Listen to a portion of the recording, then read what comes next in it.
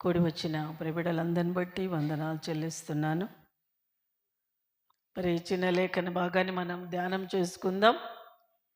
లూకాసు వార్త 18వ అధ్యాయము మొదటి వచనం మనం ధ్యానం చేసుకుందాం. వారు విసుగక నిత్యము ప్రార్థన చేయుచుండవలెననుటకు ఆయన వారితో ఈ ఉపమానము చెప్పాను. చాలమ్మా, చాలు. ప్రార్థన చేసుకుందాం. అందరూ కూడా కళ్ళు మూసుకునండి. మహాపరిశుద్ధుడైన మా ప్రియ పరలోకపు తండ్రి, సర్వశక్తిమంతుడా, సర్వాధికారి, పరిశుద్ధాత్మదేవ, నమ్మదగిన తండ్రి, నీకు వందనాలు. నీ కృపలో నా తండ్రి ఇంతవరకు మమ్మల్ని సజీవులుగా ఉంచారు. నూతన సంవత్సరంలో అడుగు పెట్టడానికి ఇచ్చిన కృపకై వందనాలు. మరి వారములు గడుస్తున్నాయి, సంవత్సరాలు గడుస్తున్నాయి. పరిశుద్ధాత్మదేవ, మా జీవితాలు ఎలా ఉన్నాయో మరొకసారి మమ్మల్ని మేము పరీక్షించుకోవడానికి దేవా, ఈ పునరుత్థాన దినం నీ మందిర ఆవరణానికి మీరు మమ్మల్ని నడిపించారు. తండ్రి, నీకు స్తోత్రం. ఈరోజు మీరు ఏర్పాటు చేసుకున్న ప్రతి ఒక్క బిడ్డను బట్టి మీకు వందనములు చెల్లిస్తున్నాను. దేవా, పాటల ద్వారా మీరు మహిమ పొందిన దేవుడవు, ఆరాధన ద్వారా మహిమ పొందిన దేవుడవు నాయనా, నీకు స్తోత్రం. ప్రాముఖ్యమైన సమయం ఇది, మీ సమయం నాయన. మీరు మాట్లాడే సమయం తండ్రి. నిలబడ్డ నాలో ఏ జ్ఞానము లేదు దేవా. నేను వట్టిదానిగా, మట్టిదానిగా, నీ పాత్రగా నేను నిలబడి ఉన్నాను. నా నోటిని మీరే వాడుకొనండి. వినగల చెవులను, గ్రహించగల మనస్సును మా అందరికీ మీరు ప్రసాదించమని నా ప్రేరక్షకుడైన యేసుక్రీస్తు నామమున ప్రార్థించి అడిగి వేడుకుంటున్నాను తండ్రి. ఆమేన్. దేవుని పరిశుద్ధ నామానికి వందనాలు. మరి ఈ లేఖన భాగం ప్రతి ఒక్కరికి తెలుసు. ఇది ఒక ఉపమానం చెప్పాడు యేసు ప్రభు. ఏమని అంటే, విసుగక నిత్యము ప్రార్థన చెయ్యాలని ఒక ఉపమానం, ఒక ఉదాహరణ. ఏం చెప్తున్నాడంటే, మరి దేవునికి భయపడకయో, మనుషులను లక్ష్య పెట్టకయో ఉండు ఒక న్యాయాధిపతి ఒక పట్టణంలో ఉన్నాడు. ఆ పట్టణంలో ఒక పేద విధవరాలు ఉంది. ఆమెకు ఒక సమస్య వచ్చింది. ఆయన దగ్గరికి వెళ్తూ ఉంది. మాటి మాటికి వెళ్తుండడం వల్ల ఆయన మనసు మారింది. ఆయన మనసు మారి న్యాయం చేద్దాము అని ఒక మంచి ఆలోచన తను తీసుకున్నాడు. ఎందుకంటే విసుగక నిత్యము ప్రార్థన చేయుచుండడం వల్ల ఎలాంటి పరిస్థితులనైనా కూడా మనము జయించవచ్చును అనడానికి ఇది ఒక మంచి మనకొక ఉదాహరణ. కాబట్టి ఈ రోజుల్లో ఇప్పటి పరిస్థితులు ఎలా ఉన్నాయంటే, బిజీ ప్రపంచం, బిజీ బిజీ బిజీ కదా. ఈ బిజీ ప్రపంచంలో ప్రార్థన చేయడం అనేది చాలా కష్టమైపోయింది. అన్ని పనులు చేస్తాం, ఉద్యోగాలకు వెళ్తాం, ఇంట్లోకి ఏమన్నా కొంటాం, ఏది కావాలన్నా చేస్తాం, ఇల్లు డెకరేషన్ చేసుకుంటాం, ఇల్లు కట్టుకుంటాం, ఇంకా అన్ని పనులు. చిన్న సమస్య వస్తే హాస్పిటల్కి వెళ్తాం, ప్రతిదీ చేసుకుంటాం, మనం ప్రతిదీ చేస్తాం. కానీ ఆసక్తితో ప్రార్థన చేద్దాము అనే మనస్సు ఎంతమందికి వస్తుంది? చాలామంది క్రైస్తవులు సంవత్సరాల తరబడి ఉన్నా కూడా వాళ్ళు ప్రార్థన చేయడానికి రాదు. వాళ్ళకి ప్రార్థన చేయడానికి రాదు. ఇక్కడ నిలబడి ప్రార్థన చెయ్యండి అన్నామనుకో, నాకు రాదు అని చెప్పేస్తారు డైరెక్ట్. ప్రార్థన అనేది దేవుడితో నువ్వు ముఖాముఖిగా మాట్లాడుతున్నావు.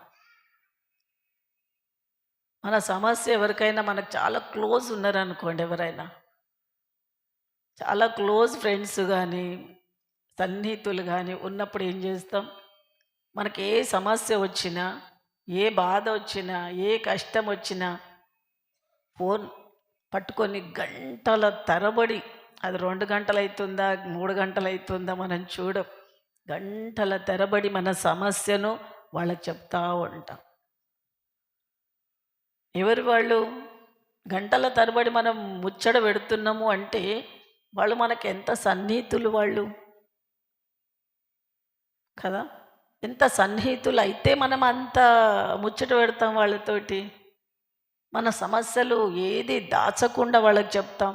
అందరికి చెప్తామా? మళ్ళీ అందరికి చెప్పం, అడిగినా చెప్పం. కానీ మనకెవరు నచ్చుతారో వాళ్ళకి మాత్రమే చెప్తాం. అలాగే ప్రభు అంటున్నాడు, నువ్వు నిజంగా నన్ను ప్రేమిస్తే ఖచ్చితంగా నా మాట వింటావు. అంటే నన్ను నిజంగా నువ్వు ఇష్టపడితే నేను చెప్పింది చేస్తావు. ఈరోజు మనుషులంగా ఆయన ఇచ్చేటి అన్నిటి కోసం ఇష్టపడతాం, కానీ ఆయన మాత్రం వద్దు, దేవుడు మాత్రం వద్దు. అన్నీ చేస్తాం, ప్రార్థన దగ్గరికి వచ్చేసరికి ఇక్కడ లేని బరువు మోసినట్టుగా అవుతుంది. అసలు ఆ ఆలోచన కూడా చాలామందికి రాదు. రోజు వారిలో ఎంతసేపు దేవుడికి ఇస్తారు అనేది మనం ప్రశ్నించుకుంటే చాలు. ఎంతసేపు మనం ఆయనకి ఇస్తాం సమయం? ఆయన అంటున్నాడు, నీదేమున్నా నీ చింత యావత్తు నా దగ్గర చెప్పు, నీ సమస్య ఏందో నా దగ్గర చెప్పు, నీ కష్టమేందో నా దగ్గర చెప్పు, నీ బాధ ఏందో నాకు చెప్పు. సర్వశక్తిమంతుడని నేను, న్యాయం తీర్చేవాడని నేను, నా దగ్గర చెప్పు అంటే ఆయన దగ్గర చెప్పం మనం. మనుషులకు చెప్తే సమస్య తీరుస్తారా? తీర్చరు. కానీ మనుషులను మనం ఇష్టపడుతున్నాం. మనుషులను ఇష్టపడుతూ మన సమస్యలన్నీ వాళ్ళకి చెప్పుకుంటాం. దానివల్ల ఏమైనా ఉపయోగం ఉందా? ఆ 2 గంటల సమయం సమస్యలు ఇతరులకు చెప్పే కంటే ఆ 2 గంటల సమయం దేవుడితో కూర్చొని దేవుడికే నీ సమస్య చెప్తే ఆయన వినడా? హల్లెలూయా! ఖచ్చితంగా వింటాడు. వినే దేవుడు ఆయన. విన్నాడు కాబట్టే మన కోసం తన ప్రాణాన్ని పెట్టడానికి మనలాగా వచ్చాడు ఈ భూమి మీదకి. నా ప్రజలు, నేను పుట్టించిన ప్రజలు నాలాగా ఉండలేకపోతున్నారు, పాపములో పడి నశించిపోతున్నారు. కనుక నేనును వాళ్ళ రూపములోకి, మానవుని రూపంలోకి వచ్చి మానవుడు ఏ విధంగా జీవించగలడు అని తెలియచేయడానికే మానవ రూపకంగా భూమి మీదకి ఆయన వచ్చాడు. ఆయన అంటాడు, నేను జయించాను, నువ్వు జయిస్తావు.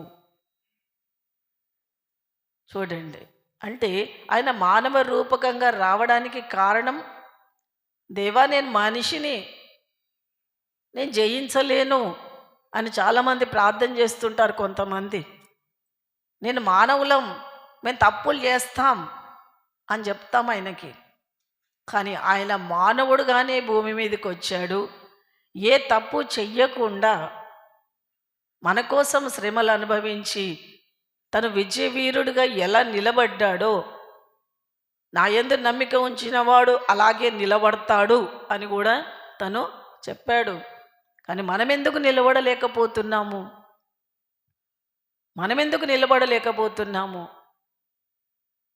ఆయనలాగా మనం ఎందుకు ఉండలేకపోతున్నాము అంటే నిజంగా ఆయనను ప్రేమించట్లేదు అనేది కన్ఫామ్ అవుతుంది మనకి. కన్ఫామ్ అదే. కాబట్టి ఇక్కడ ప్రభు ఒక పేద విధవరాలు న్యాయాధిపతి దగ్గరికి వెళ్ళి అడుగుతుంటే మాటి మాటికి ఆయనను విసిగిస్తుంది. అన్యాయం చేసే వ్యక్తి కూడా ఆమెకు మంచి చేద్దాము అనుకున్నాడు.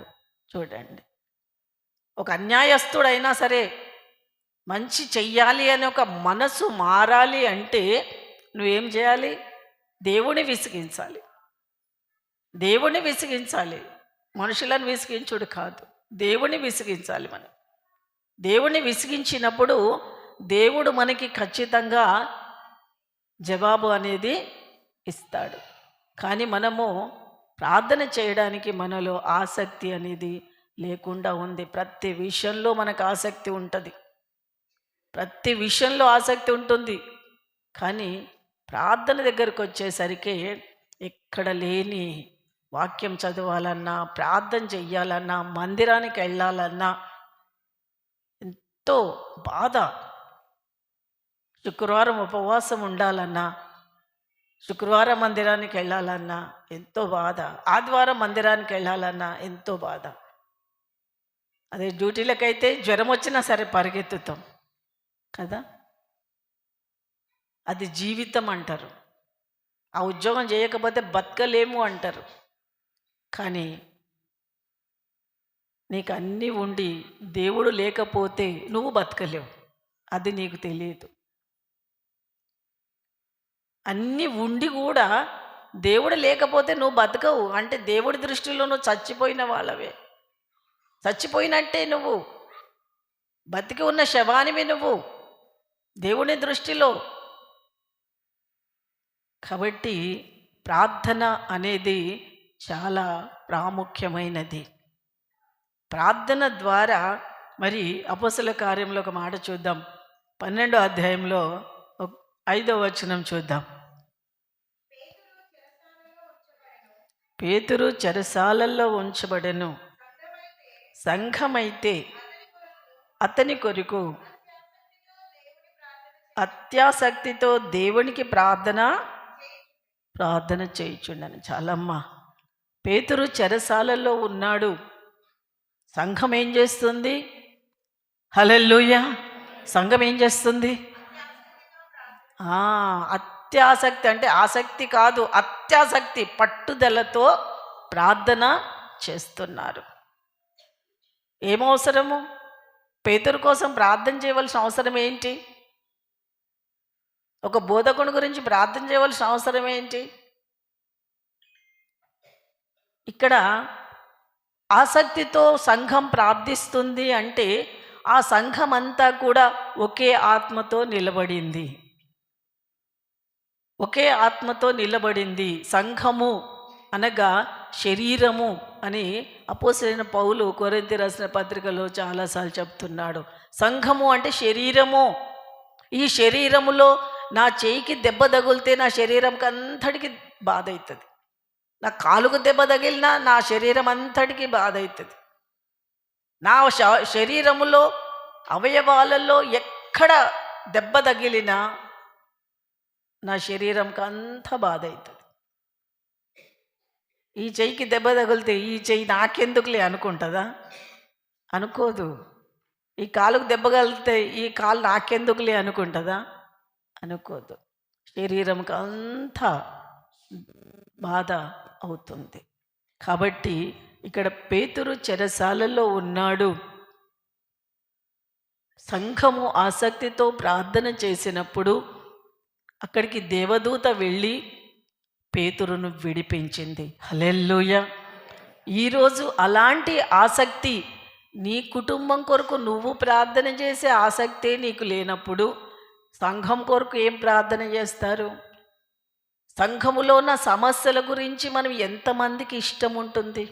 సంఘములో ఏ సమస్య ఉంది, సంఘములో ఎవరికి బాధ ఉంది, నేను ప్రార్థన చెయ్యాలి నా వంతుగా అని ఎంతమందికి ఉంటుంది? ఎంతమందికి ఉంటుంది? అది కొద్దిమందికే ఉంటుంది. ప్రతిరోజు అమ్మలు కొంచెం మంది మసీద్ పూర్ నుంచి వాళ్ళ పిల్లలని స్కూల్ పంపించి వాళ్ళ భర్తలను డ్యూటీలకు పంపించి ఇళ్లల్లో పని చేసుకుంటూ 2 ఆటోలు బస్సులో ఏదో పరిగెత్తుకుంటూ వస్తారు. వచ్చి ఇక్కడ సమస్యలు బుక్కులో రాస్తే ఆ బుక్కులో ఉన్న సమస్యల కొరకు వాళ్ళు ప్రార్థన చేస్తారు. వాళ్ళకి సమస్యలు లేవా? ఉన్నాయి. సంఘంలో వచ్చే బిడ్డల కోసం ప్రార్థన చేస్తున్నారు వాళ్ళు. అంటే కొద్ది మందిలోనే ఆ ఆసక్తి అనేది ఉంది. కానీ ఇక్కడ సంఘంలో ఉన్న ఆ 100 మంది ఉన్నారో, 200 మంది ఉన్నారో, 400 మంది ఉన్నారో మనకు తెలియదు. కానీ సంఘమంతా ఒక్క సమస్య వచ్చింది అంటే ఆ ఒక్క సమస్య వెళ్ళిపోవడానికి సంఘమంతా ప్రార్థన చేస్తున్నప్పుడు అక్కడ గొప్ప అద్భుతము జరిగింది. ఈరోజు అలాంటి మనస్సు అనేది మనలో కావాలి. ఆ మనస్సు రావాలి. సంఘములో నా బాధ్యత, నీకు ఏ పని లేకపోవచ్చు ఇక్కడ, కానీ ప్రార్థన చేసే బాధ్యత అందరిది, బాగుపడే బాధ్యత అందరిది. కుటుంబంలో కూడా 4 వ్యక్తులు ఉంటే 4 బాధ్యతలు తీసుకోరు. ఎవరో తల్లో తండ్రో కుమారుడో కుటుంబ బాధ్యత తీసుకుంటాడు. కానీ మిగతాళ్ళంతా ఏం చేస్తారు? సహకరిస్తారు. ఏదైనా ఒక పని చెయ్యాలి అని బాధ్యత తీసుకున్న వ్యక్తి చెప్పినప్పుడు అందరు కలిసి ఏం చేస్తారు? సరే, నీ ఆలోచన బాగుంది అని కుటుంబం అంతా ఒకే మాట మీద ఉంటూ ఆ పని జరిగిస్తారు. అలాగే సంఘంలో కూడా అందరికీ అన్ని బాధ్యతలు ఉండవు. అందరికీ అన్ని బాధ్యతలు చెప్పరు కూడా. చెప్పడానికి ఏముంటుంది అన్ని బాధ్యతలు? కానీ అందరి బాధ్యత ప్రార్థన చేసే బాధ్యత అందరిది. అది నువ్వు ఎలానన్నా చెయ్యి. సంఘంలో ఏదైనా సమస్య నీకు తెలిసినప్పుడు ఖచ్చితంగా నువ్వు ప్రార్థన చేసే బాధ్యత నీదే. నాకెందుకు అనుకుంటే నిజంగా నువ్వు దేవుని బిడ్డవు కానే కాదు. ప్రార్థన చేసేవాళ్లే దేవుని బిడ్డలు. నిజం చెప్పాలంటే నేను ప్రతి వారం చెప్తాను ఒక మాట. 6 రోజులు దేవుడు నీతో ఉంటాడు, నువ్వు ఎక్కడ వెళ్ళినా ఉంటాడు. 7వ రోజు నువ్వు ఆయనతో ఉండు, అది నీకు ఆశీర్వాదం. చాలాసార్లు ఏమనుకుంటాం, బల్లకైతేనే వెళ్ళాలి, నెలకొక్కసారి వెళ్ళినా చాలు. ప్రభురాత్రి భోజనం తినడానికి అంటే ప్రభురాత్రి భోజనం తినడానికి నెలకొక్కసారి వెళ్తే ఆ పరిశుద్ధమైన శరీరాన్ని తినడానికి నీ శరీరములో ఎన్ని మలినం ఉంటుందో నీకు తెలుసా? నీ శరీరములోకి, నీ ఆత్మలోకి దేవుడి వాక్యమే వెళ్ళకుంటే, దేవుడి వాక్యమే నీలో లేకపోతే, దేవుని ఆహారమే నీలో లేకపోతే పరిశుద్ధమైన శరీరాన్ని భుజించడానికి నీకు ఎక్కడ ఏం అధికారం? అది ఏ అధికారంతో వచ్చి బల్లలో చేయి వేస్తున్నాం? అది మనం బలహీనం చేస్తుంది. బల్ల తీసుకోవడం వల్ల మనం బలహీనం అవుతాము. రోజు రోజుకి రోగాలతో కృషించిపోతాము. రోజు రోజుకి సమస్యలతో నింపబడతాము. మనం అనుకుంటాం బల్ల తీసుకుంటే బలం, అమ్మో అది తీసుకోకపోతే ఈ నెల ఏమవుతుందో అనుకుంటాం.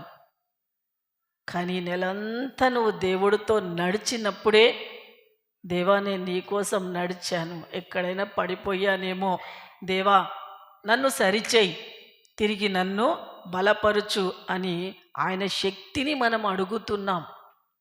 ఆయన శక్తిని కోరుకుంటున్నాం. మనం బల్ల తీసుకున్నప్పుడు ఆయన శక్తిని కోరుకుంటున్నాం. నాకు నీవు శక్తినియ్యు, గత నెలంతా నేను నీతో నడిచాను, కానీ ఎక్కడెక్కడో అప్పుడప్పుడు పడిపోయి ఉంటాను. మరి నీలాగా నేను బ్రతకాలంటే నా శక్తి సరిపోదు కనుక నీ పవిత్రమైన శరీరం, నీ పవిత్రమైన రక్తముతోటి తిరిగి నన్ను బలపరచు, తిరిగి నన్ను నూతనపరచు. దానికోసమే మనం తీసుకుంటున్నాం. ఒక సంఘంలో ప్రతి వారం బల్ల ఇస్తారట. ప్రతి వారం బల్ల ఇస్తారు. ఎలా ఇస్తారు? వాడు డ్యూటీకి పోయి వచ్చేటప్పుడు వాడు వచ్చి బల్ల తిని కానుకేసేసి పోతాడు. చూడండి, సంఘం ఏమైంది తెలుసా?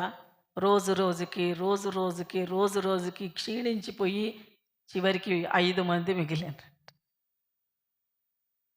సంఘం బలంగా కావాలిగా. మరి బల్ల తింటున్నప్పుడు, ప్రభురాత్రి భోజనం తింటున్నప్పుడు బలంగా కావాలి కదా. ఎందుకు క్షీణించిపోయారు? అది మనకు అర్థం కాదు, మనకు అర్థం చేసుకోలేకపోతున్నాం దాని గురించి. ఇక్కడ సంఘం ఆసక్తితో ఉంది. ఒక దేవదూత పేతురు దగ్గరికి వచ్చి సంకెళ్లను విడదీసి బయటకు తీసుకొచ్చింది అంటే వాళ్ళ ప్రార్థనలో ఎంత బలం ఉంది, ఎంత బలం ఉంది. ఆ బలమైన ప్రార్థన ఈరోజు తగ్గిపోయింది. ఈరోజు బలమైన ప్రార్థన లేక పరిస్థితులన్నీ కూడా మారిపోతూ ఉన్నాయి. కీర్తనకారుడు ఒక మాట అంటాడు, చూద్దాం. అపోస్తుల కార్యంలో 6వ అధ్యాయము 6వ వచనంలో మరి దావీదు ప్రార్థన చేస్తున్నాడు. కీర్తనలు 6వ అధ్యాయము 6వ వచనం.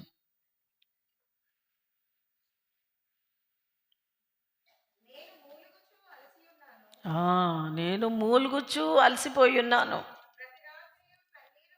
ప్రతి రాత్రియు కన్నీరు విడుచుచు నా పరుపు తేల చేయుచున్నాను. నా కన్నీళ్ల చేత నా పడక కొట్టుకొని పోచున్నది, విచారము చేత నా కన్నులు గుంటలు పడుచున్నాయి. చాలమ్మా, ప్రార్థన చేస్తున్నాడు దావీదు. తన బలహీనతను బట్టి ప్రార్థన చేస్తున్నాడు, తన కుటుంబంలో ఉన్న సమస్యల కోసం ప్రార్థన చేస్తున్నాడు, తనలో ఉన్న పాపం కొరకు ప్రార్థన చేస్తున్నాడు. ఒంటరిగా కూర్చొని రాత్రంతా కన్నీళ్లు విడుస్తున్నాడు దేవుడి సన్నిధిలో. తన పరుపు కొట్టుకొని పోతుంది అంటే దిండ్లు దిండ్లు తడిసిపోతున్నాయంట తన కన్నీటితో, పశ్చాత్తాప హృదయముతో. కేవలం దేవా, నీకే విరోధంగా నేనున్నాను, మనుషులకు కాదు. మనుషులంతా పాపం చేసేటోళ్ళే, ఎదుటోడిని అనడానికి వీలు లేదు. కానీ కేవలం నీకే, నువ్వు పవిత్రుడవు, నేను పాపిని, కేవలం నీకే విరోధంగా నేను బ్రతుకుతున్నాను అని చెప్పి తను ప్రార్థన చేస్తున్నాడు. ప్రార్థన చేస్తూ కన్నీళ్లు విడుస్తుంటే పరుపు కొట్టుకుపోతుంది అంటున్నాడు. అంటే అంతగా కన్నీళ్లు గారుస్తున్నాడు, పాశ్చాత్తాప హృదయముతో ప్రార్థన చేస్తున్నాడు. మనమంటాం ఎదుటోడు వాడు పాపి, వీడు పాపి, వీడు పాపం చేశాడు, వాడు పాపం చేశాడు, మనం ఏదో పరిశుద్ధులము అన్నట్టు అనుకుంటుంటాం. దేవుడే చెప్పాడు, నీలో పాపం చేయనోడు ఎవడో చెప్పండి, వాడు ముందుగా రాయి విసరండి అని. కాబట్టి ఇక్కడ అంటున్నాడు, దేవా నీకే విరోధంగా నేనున్నాను. ఈరోజు మనము ఆయనకు విరోధంగా ఏమి చేస్తున్నామో మనం ప్రశ్నించుకుందాం. మనం ప్రశ్నించుకుందాం. నేను ఎక్కడ ఆయనకు విరోధంగా ఉన్నాను? దేవుడికే, మనుషులకు కాదు. నువ్వు మనుషులకు చూడకుండా చెయ్యొచ్చు, ఎవరు చూస్తలేరు అని అనుకోవచ్చు, అది ఏమైనా అనుకోవచ్చు. కానీ ఒకడు చూస్తున్నాడు, వాడు న్యాయపీఠం ఎదుట నిలబెడతాడని గత వారం చదువుకున్నాం.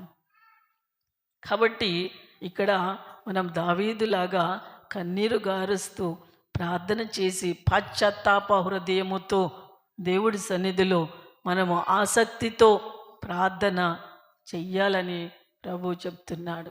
కానీ ఈ అంత్యకాలం చివరి దినాలలో ఉన్నాం. నాకంటే ఎక్కువ మీకే తెలుసు, యూట్యూబ్లలో బాగా చూస్తారు మీరు, టీవీలలో కూడా వచ్చింది కదా మొన్న అమెరికాలో. ఏందది? చూడండి, తక్కువ చెప్పేస్తారు కదా.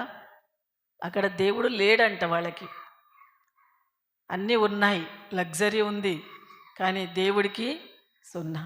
దేవుడు అవసరమే లేదు మాకు అన్న 2 రోజులకే ఎంత భయంకరమైన స్థితి దేవుడు కలిగించాడు. అంటే దేవుడు చూస్తున్నాడు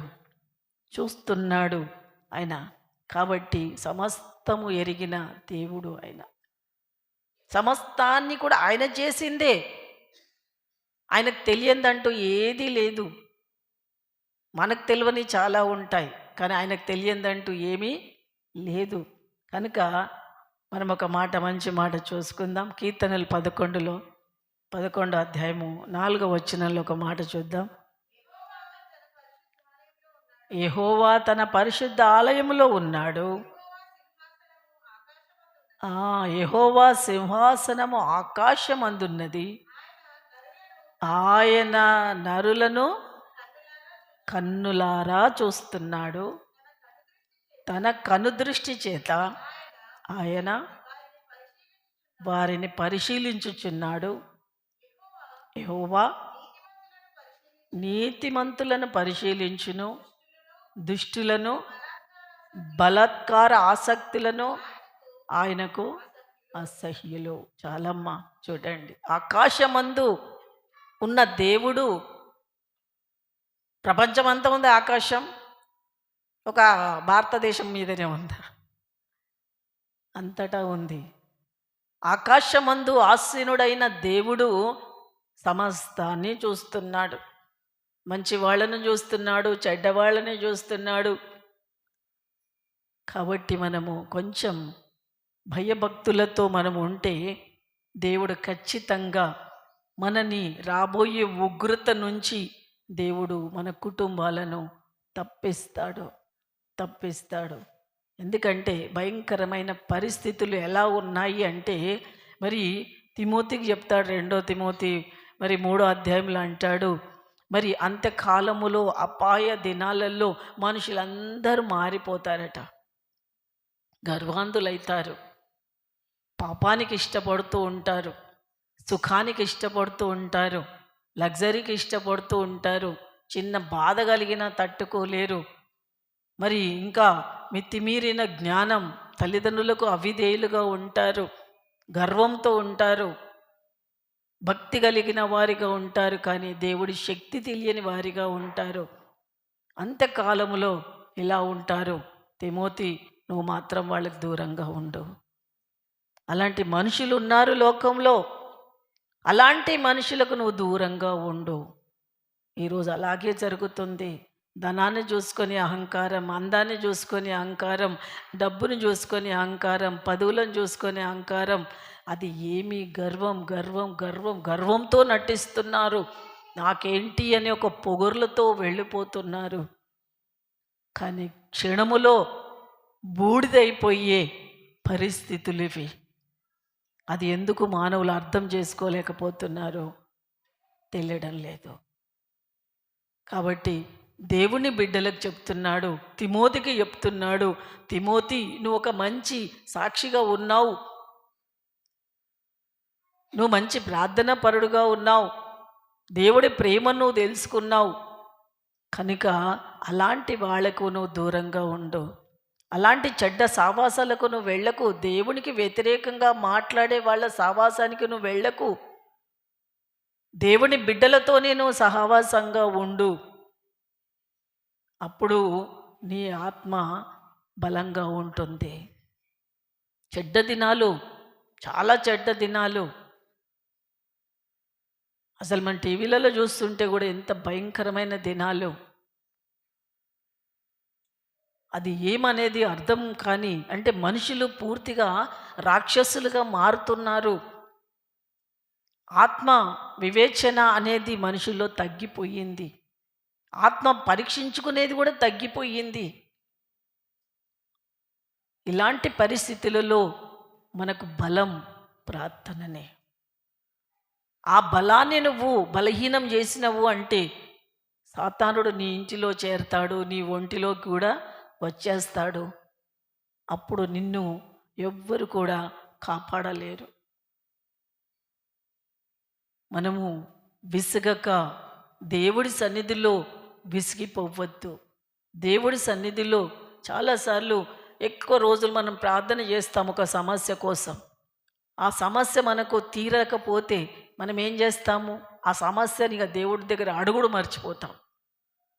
ఎప్పుడన్నా అంతే, ఊరికేం అడగాలి అనుకుంటాం. కానీ అలా కాదు, నీకు ఇచ్చేంత వరకు అడుగుతూనే ఉండాలి. అబ్రహాముకి 25 సంవత్సరాలకు బిడ్డలనిచ్చాడు. అప్పటి వరకు ఆయన అడుగుతూనే ఉన్నాడు. ఆసక్తితో నువ్వు దేనినైతే అడుగుతావో ఖచ్చితంగా దేవుడు అది నీకు ఇస్తాడు. ఖచ్చితంగా దేవుడు ఇస్తాడు. ఎందుకంటే మనము చాలాసార్లు మరొక మాట మంచిగా అనిపిస్తుంది ఇది. మరి 1 కొరింథీ రాసిన పత్రికలో ఒక మాట చూద్దాం. 10వ అధ్యాయము 13వ వచనంలో అంటాడు ఒక మాట, మనము శోధన సహించే అంతనే మనకి ఇస్తాడు, సాధారణముగా మనుషులకు కలగబోవు శోధన తప్ప మనకు ఏది సంభవించదు. దేవుడు నమ్మదగినవాడు, మీరు సహింపగలిగినంతనే అంతకంటే ఎక్కువగా నిన్ను శోధించడు. అంతేకాదు, నీవు సహించగలుగుటకు ఆయన శోధనతో కూడా తప్పించుకొను మార్గం చూపిస్తాడు. హల్లెలూయా.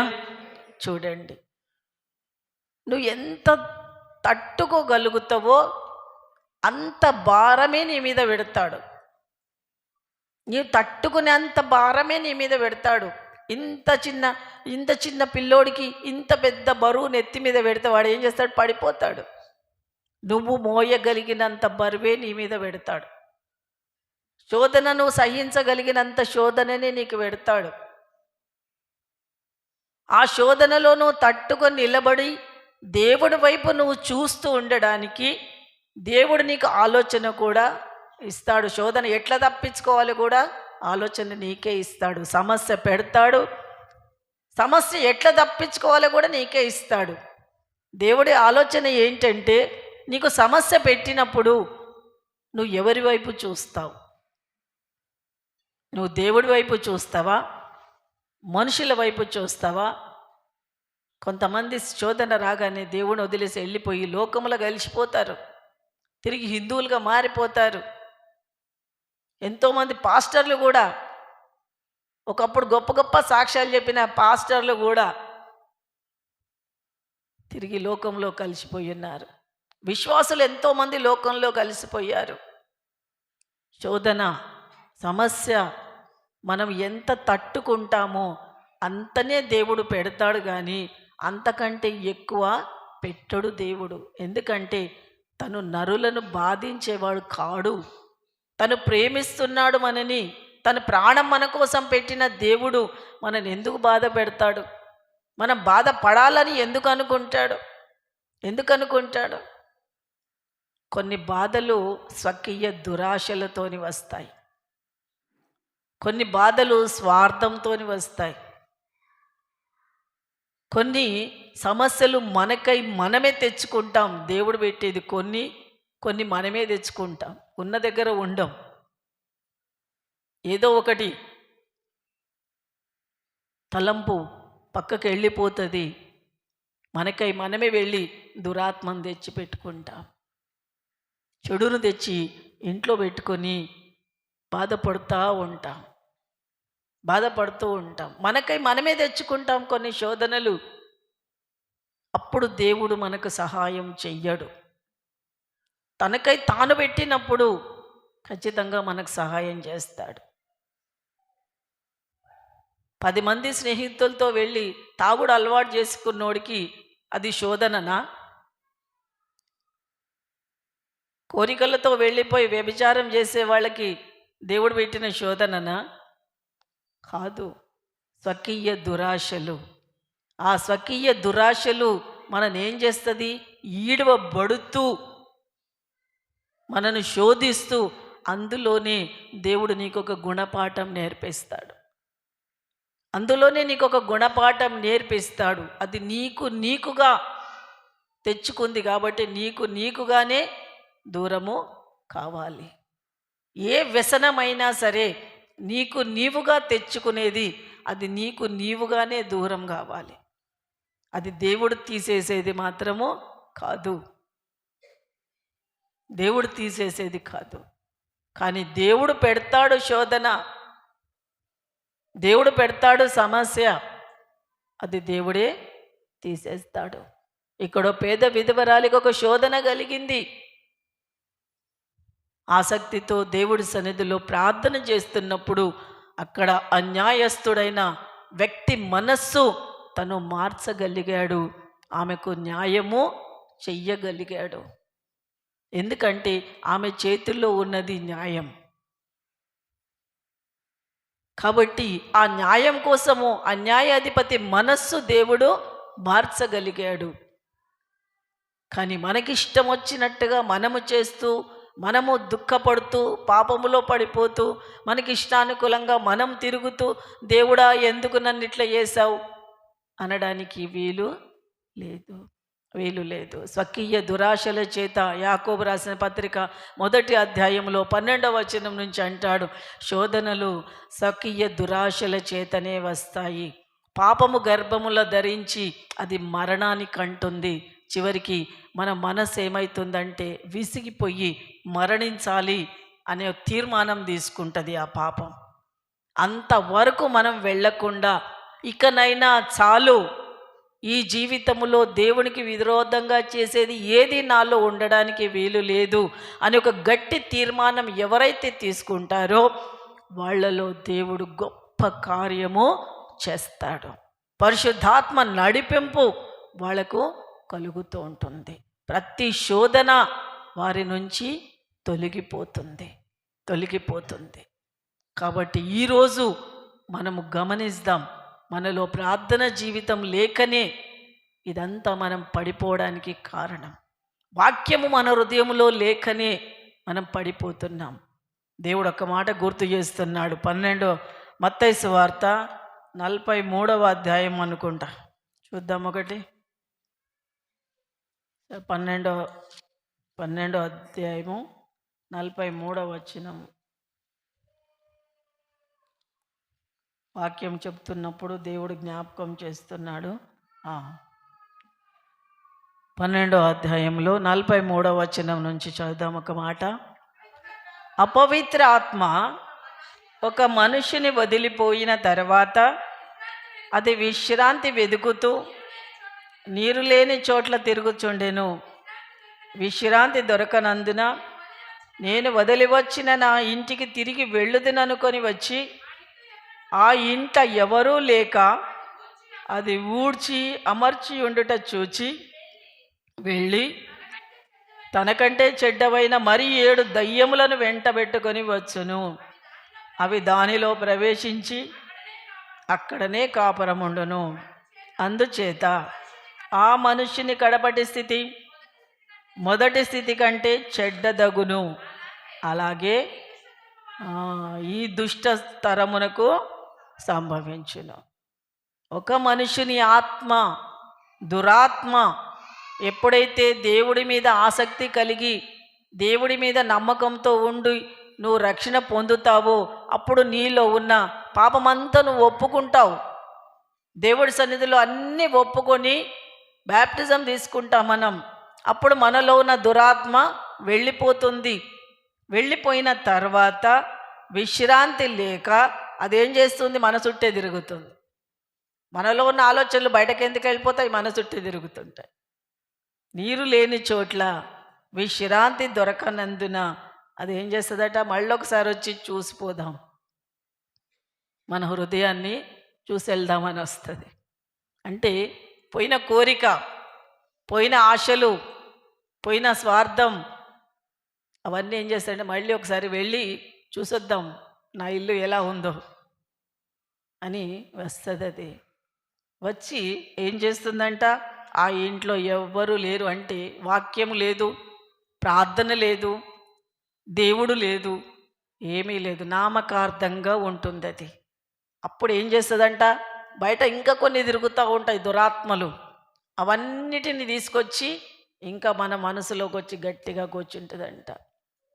బ్యాప్టిజం తీసుకోకముందు కొన్ని తప్పులు చెయ్యం. బ్యాప్టిజం తీసుకున్న తర్వాత ఇంకా కొత్త కొత్త ఆలోచనల చేత కొత్త కొత్తవి మన జీవితంలోకి ప్రవేశించి మనని ఏం చేస్తాయంట?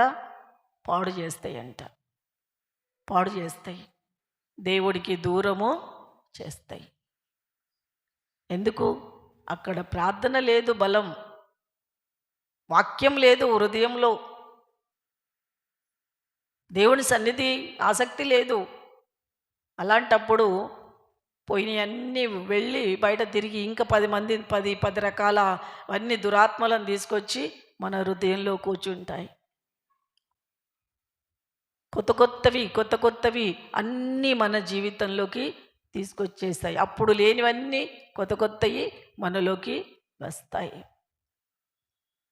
స్వార్థం వస్తుంది, ఈర్ష్య వస్తుంది, ద్వేషం వస్తుంది, కుళ్ళులు వస్తాయి, ఇంకా రకరకాల పాపాలు మనలోకి కొత్తవన్నీ మనలోకి తీసుకొని వస్తాయి. ఈ దుష్ట తరము అంటే ఇప్పటి తరము, ఇప్పటి చెడ్డ తరము అలాగే ఉంది. ఎందుకంటే మనుషులు అలాగే అయిపోతున్నారు. దేవుడి మీద రోజు రోజుకి ఆసక్తి అనేది తగ్గిపోతుంది. ఈ లోకంలో ఉన్న వాటిపైన ఆసక్తి పెరుగుతుంది. కాబట్టి ప్రభు అంటున్నాడు, విసుగక నిత్యము ప్రార్థన చేయుచుండవలెను.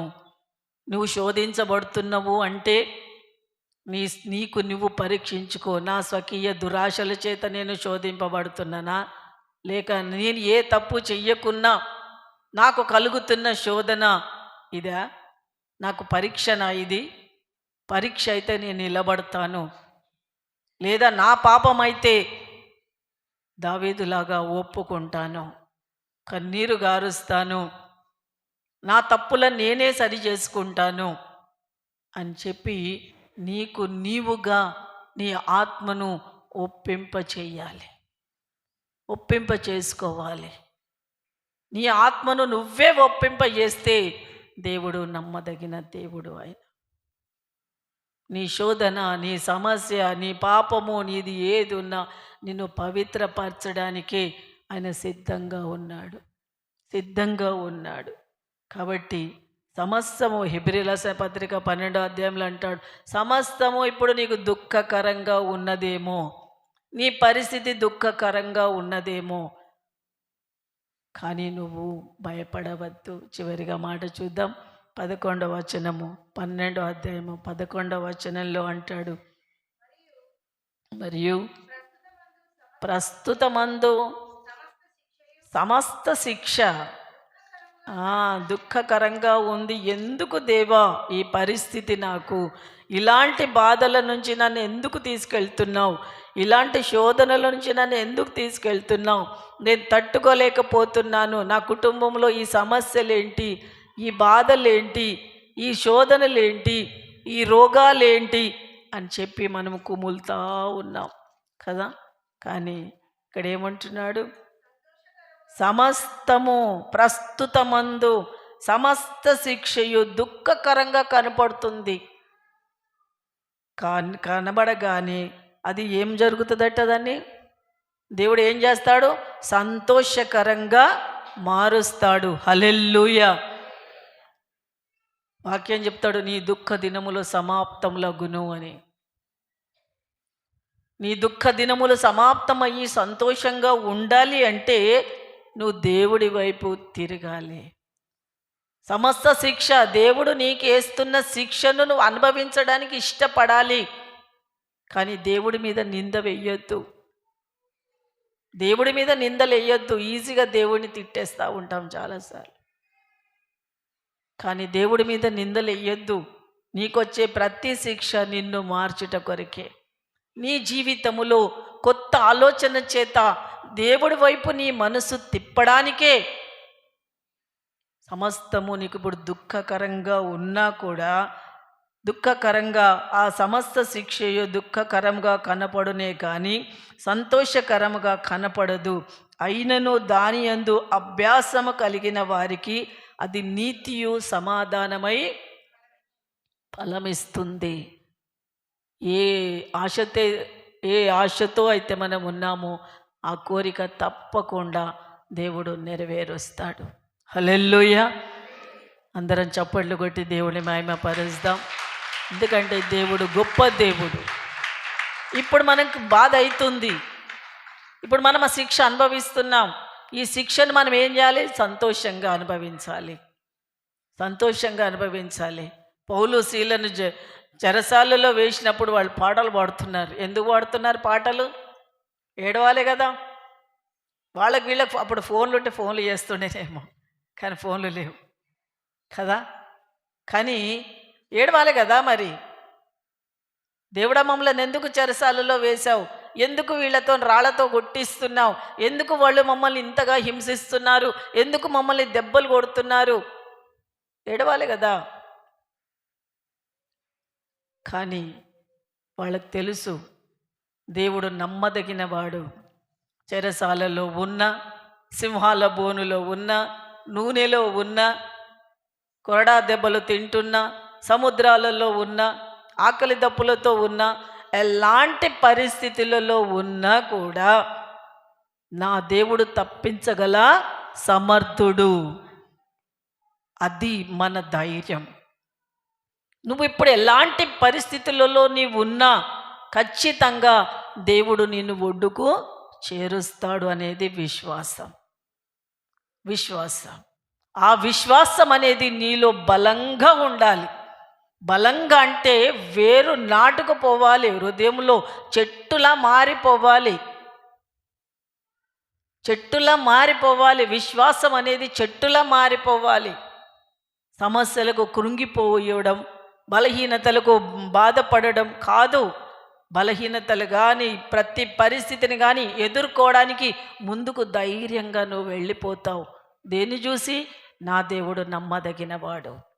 ఎలాంటి పరిస్థితులు వచ్చినా నా దేవుడు నన్ను కాపాడుతాడు, నా పరిస్థితుల నుంచి నన్ను విడుదల ఇస్తాడు అన్న విశ్వాసం అది నీలోకి రావాలి. కాబట్టి ఇక్కడ ఏమంటున్నాడు? అలాంటి పరిస్థితి నీకు లేకపోతే కాబట్టి మరియు ఒంటికాలు పడలిన చేతులను, సడలిన మోకాళ్ళను బలపరచండి. ఇప్పుడైనా మోకాళ్ళను బలపరుచుకో, చేతులను బలపరుచుకో. బలహీనమైతూ భయంతో వణుకుతున్న నీ చేతులను బలపరుచుకో, నీ మోకాళ్ళను బలపరుచుకో. మరియు నీ కుంటికాలు బెణకక బాగుపడు నిమిత్తము నీ పాదములకు మార్గములను సరళం చేసుకో. దేవుడి దగ్గరికి నీ పాదాలను సరళం చేసుకో. నీ కుంటికాళ్ళతో ఉన్నావు, అవిశ్వాసంతో ఉన్నావు, అపనమ్మకంతో ఉన్నావు, దుఃఖంతో ఉన్నావు, దేవుని చూడలేని కళ్ళతో నీవు ఉంటున్నావు. నువ్వు ఇప్పుడైనా ఆసక్తితో ప్రార్థన చేయి. సడలిపోయిన నీ మోకాళ్ళను తిరిగి బలపరుచుకో, సడలిన నీ చేతులను బలపరుచుకో. ఇప్పటికైనా దేవుడి దగ్గర ఆసక్తితో ప్రార్థన చేస్తూ నా ప్రతి సమస్యను నేను ఎదుర్కొని ప్రతి సమస్యను ఆయన ద్వారా విజయం పొందుతాను. చివరికి విజయం తన ప్రజలకే. ఇప్పుడు మనం బాధలో ఉండొచ్చు, కష్టాలు ఉండొచ్చు, కన్నీరు ఉండొచ్చు, ఏదైనా ఉండొచ్చు, అవి ఎన్న తగినవి కావు. కానీ నిన్ను భయపెడుతుంది, నీ హృదయములో భయంతో నింపబడింది ఆ అవిశ్వాసం, అది బయటకి తీసివేయి. నీలోకి ఏ దురాత్మ అయితే వచ్చిందో అది తీసేయి, ఏ పాపమైతే వచ్చిందో అది తీసేయి. నీకు నీవుగా తెచ్చుకున్నావు, నీకు నీవుగా తీసేయగలుగుతావు. ఏదైనా ఒక వస్తువు కొనుక్కుంటే ఆ వస్తువుని మనం పాడైపోయింది, మన ఇంటికి ఇబ్బందికరంగా ఉంది అంటే ఏం చేస్తాం?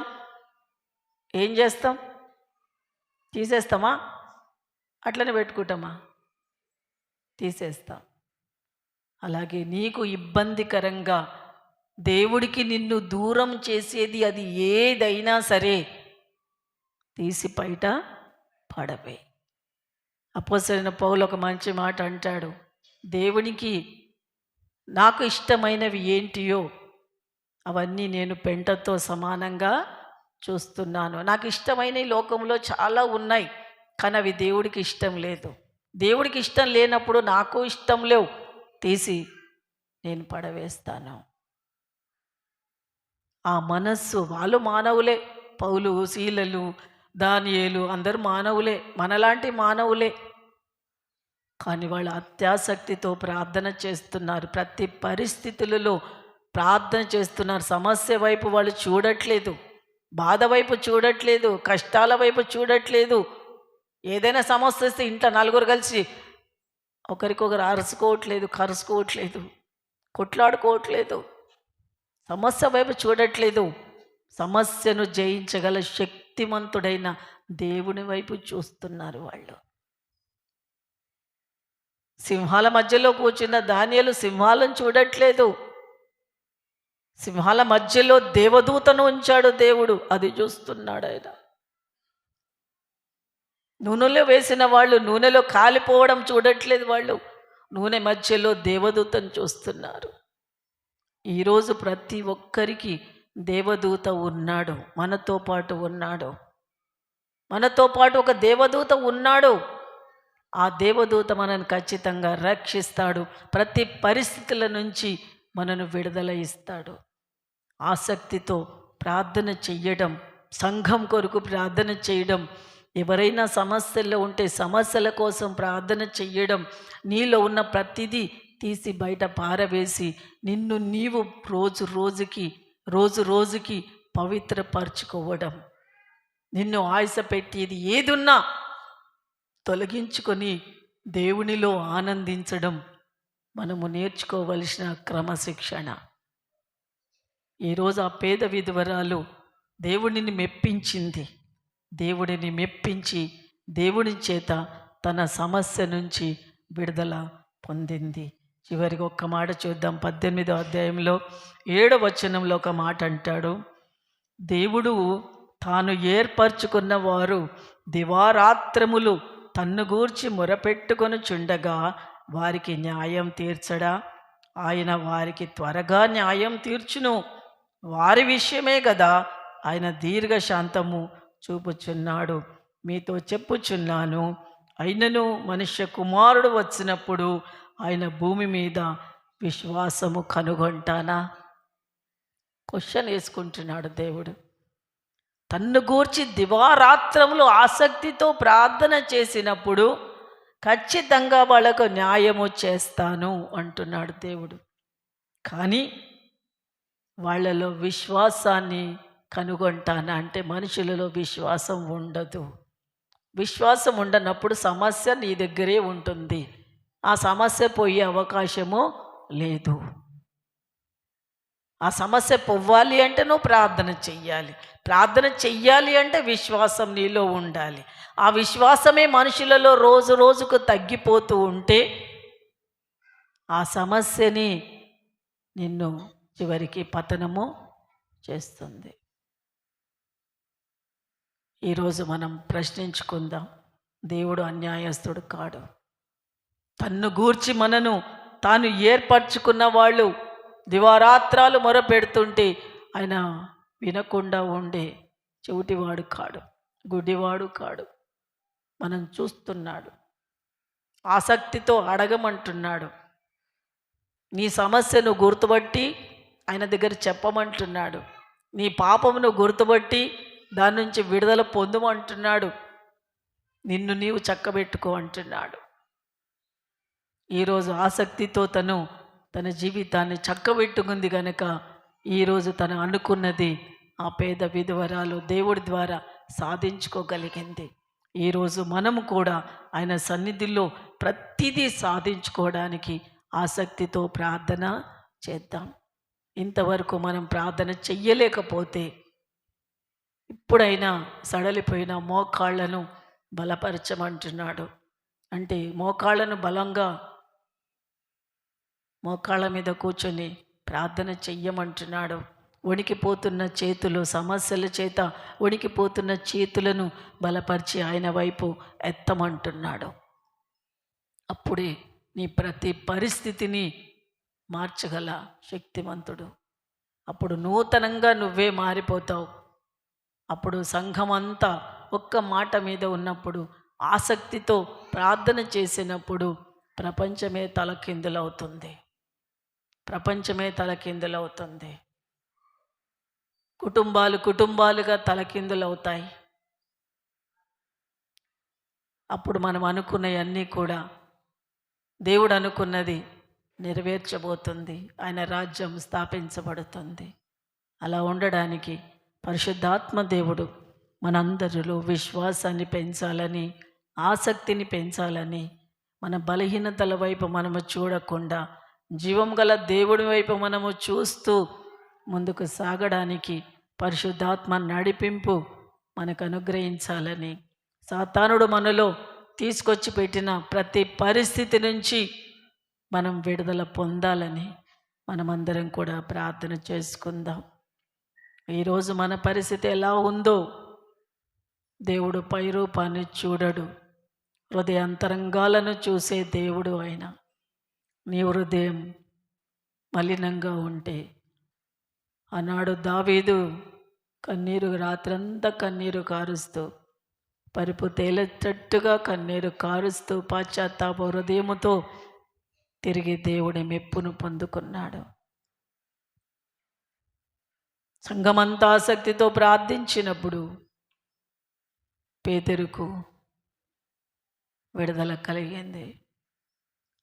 ఈరోజు మనము ఆసక్తితో ప్రార్థించినప్పుడు మన ప్రతి పరిస్థితుల నుంచి మనం విడుదల పొందాలి. అలాంటి ఆసక్తి, అలాంటి నమ్మకం, అలాంటి విశ్వాసం పరిశుద్ధాత్మ దేవుడు మనకి ఇవ్వాలని ప్రార్థన చేద్దాం. మహాపరిశుద్ధుడు అయిన తండ్రి, సర్వశక్తిమంతుడ, సర్వాధికారి, నమ్మదగిన దేవుడా నీకు స్తోత్రం. ఈరోజు మీరు మాట్లాడిన ప్రతి మాట మా హృదయాల్లో పదిలపరచండి దేవా. ఈ భూమి మీద ప్రతి మానవుడికి యుద్ధకాలమే దేవా. అనుదినము మేము యుద్ధం చేస్తున్నాం, పరిస్థితులతో యుద్ధం చేస్తున్నాం, మనుషులతో యుద్ధం చేస్తున్నాం, దురాత్మలతో యుద్ధం చేస్తున్నాం, స్వార్థంతో యుద్ధం చేస్తున్నాం, పాపముతో యుద్ధం చేస్తున్నాం దేవా. మేము అలసిపోతున్నాం అనేక సార్లు. అర్థం కాని పరిస్థితులలో నా తండ్రి నిన్ను విడిచి పరిగెత్తుతున్నాం. కానీ ఆకాశమందు మీరున్నారు, భూమి యందు మీరున్నారు, నీళ్ళయందు మీరున్నారు, అగ్ని యందు మీరున్నారు, ఈ పంచభూతముల యందు మీరున్నారు. మేము ఎక్కడికి పరిగెత్తగలుగుతాము తండ్రి? ఎక్కడికి పరిగెత్తలేము దేవా. నీ పాదములే మాకు శరణ్యము. నీ పాదములు తప్ప మాకు వేరే ఆధారం లేదు తండ్రి. ఒక్కసారి నా తండ్రి కనికరించండి. ఆ పేద విధవరాల్ని కనికరించినట్టుగా మమ్మల్ని మీరు కనికరించండి దేవా. మాలో తిరిగి నా తండ్రి సడలిపోయిన మోకాళ్ళను బలపరచండి. మోకాళ్ళుని ప్రార్థన చెయ్యలేకపోతున్నాం, చేతులెత్తి ప్రార్థన చెయ్యలేకపోతున్నాం, నీ పరిశుద్ధమైన వాక్యాన్ని ధ్యానించలేకపోతున్నాం. విస్తారమైన పనులతో, విస్తారమైన ఆలోచనలతో మనుషులను ప్రేమిస్తున్నాము, కానీ నిన్ను ప్రేమించలేకపోతున్నాం తండ్రి. మా బద్ధపు జీవితం, మాయాలోకములో అబద్ధమైన మా బ్రతుకులు నిజమనుకుని భ్రమలో బ్రతుకుతున్నాం దేవా.